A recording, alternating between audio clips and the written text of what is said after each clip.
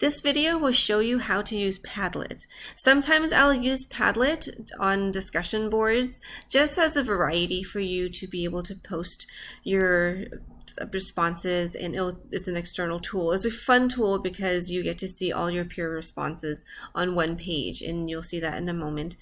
But if I am using Padlet, I will always give you a link. You do not need an account to use Padlet. You can just click on the link and you're ready to go.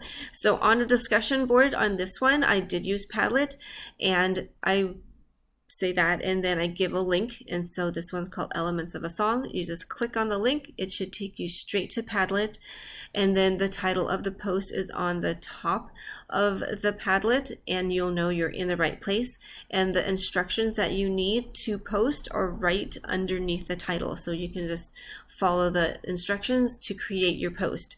So when you're ready, and I also provide an example usually for what I am expecting. So here's an example that I put for this particular post.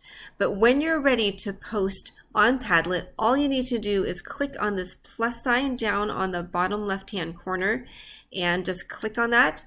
It will give you a blank post, and you give your post a title, and then under write something, that's where you will follow the instructions to respond to the week's discussion board. And then when other peers start adding their posts, then the board will fill up, and then you can choose a couple, at least 2 peers that you will respond to, and then when you are ready to respond to them, you just go to the add comment section down here and you just click on that, and then you can start typing.